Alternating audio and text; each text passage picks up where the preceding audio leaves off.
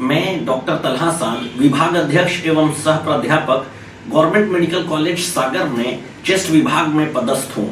काफी लंबे समय से कोरोना के मरीजों को देख रहा हूँ और जैसा कि अभी आप पिछले कुछ दिनों में देख रहे हैं कि अपने शहर में भी और प्रदेश भर में और पूरे देश भर में काफी तेजी से कोरोना से संक्रमित मरीजों की संख्या बढ़ी है।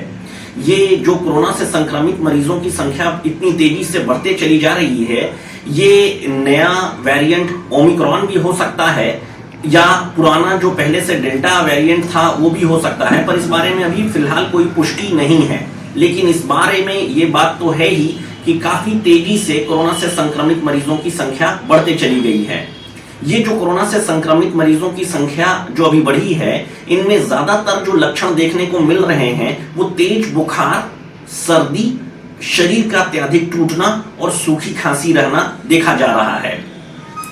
इसमें जो सबसे जरूरी बात आपको बताना चाहता हूं वो ये है कि इसी मौसम में एक फ्लू जो कि हर साल आपको देखने को मिलता था, सर्दी जुकाम वाली बात जो जिसको कि हम डॉक्टरी में फ्लू कहते हैं, वो भी देखने को मिल रहा है। लेकिन ये फ्लू और जो कोरोना से संक्रमित मरीज हैं, इन दोनों को भिन्न कैसे कर सकते हैं, इसमें सबसे जरूरी चीज ये हो रही होती है कि फ्लू से जो संक्रमित मरीज देखने को मिल रहे हैं उनका सर्दी जो रहती है वो उसमें गीली सर्दी रहा करती है और नाक से पानी जैसा आ रहा होता है। लेकिन कोरोना से संक्रमित मरीज के जो लक्षण देखने को मिल रहे हैं वो मुख्य तौर पे चार बातें हैं। एक, जो कि तेज बुखार रहना, अत्यधिक शरीर का टूटना और सूखी खांसी रहना, और जो सर्दी है वो नाक बंद बंद सी रह रही है, नाक ठसी सी रह रही है।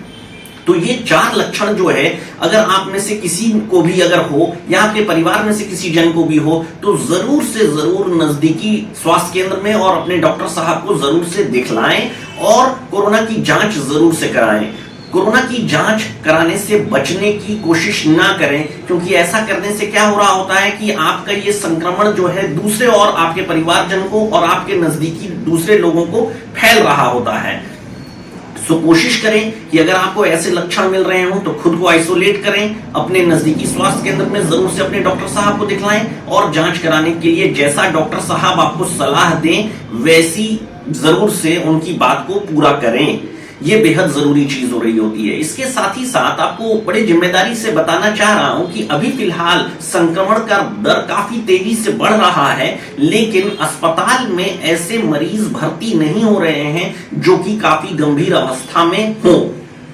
ये अच्छी बात है, क्योंकि कोरोना से संक्रमित मरीजों की संख्या पिछले एक हफ्ते के भीतर ही काफी तेजी से बढ़ गई है। लेकिन अस्पताल में गंभीर मरीज जिनको कि ऑक्सीजन लगाने की आवश्यकता पड़ रही हो या उनकी काफी ज्यादा सांस फूल रही हो या उनके फेफड़े में काफी ज्यादा संक्रमण बढ़ गया हो, ये देखने को नहीं मिल रहा है। पर इस बात को लेकर के आप लापरवाही नहीं बरत सकते हैं, क्योंकि ये जो नया ओमिक्रॉन जिसके की वजह से संभवतः ये नई लहर आई है, ये एक प्रकार से म्यूटेशन है। म्यूटेशन ये हो रहा होता है कि समझ लीजिए कि अंदर कोशिकाओं में वायरस के एक संख्या है 6, 10, 12, 14 और म्यूटेशन हो जाने के बाद वो 6, 10, 12, 14 ना रह करके 6, 10, 12 और 16 हो जा रहा है। और ये जो सीक्वेंस है, ये जो इस तरह से गणना उसके अगर जीन्स में है, अगर ये अभी फिलहाल कोई गंभीर अवस्था नहीं पैदा कर रहा है तो ये 6, 10, 12 और 18 अगर हो गया तो ये गंभीर अवस्था में बदल जाएगा। तो हम सभी लोगों को लापरवाही बरतने का कहीं भी यहाँ पे गुंजाइश नहीं है। ये बात का दो चीजों का ख्याल रखेंगे। पहली चीज तो ये है कि अगर आपको ऐसे लक्षण मिल रहे हो जहां पर कि तेज बुखार, सर्दी, सूखी खांसी और अत्यधिक शरीर का टूटना है तो जरूर से अपने आप को आइसोलेट करें, जांचें करवा लें। और दूसरी चीज ये है कि जरूर से जरूर वैक्सीनेशन लगवाएं, खुद भी अपने को वैक्सीनेटेड करें और परिवार के दूसरे और जन जो वैक्सीन से छूट गए हो उनको जरूर से वैक्सीन लगवाएं और आस पड़ोस में जो भी वैक्सीन से छूट गए हो उनको वैक्सीन जरूर से लगवाएं। वैक्सीन लगवाना बेहद जरूरी होगा।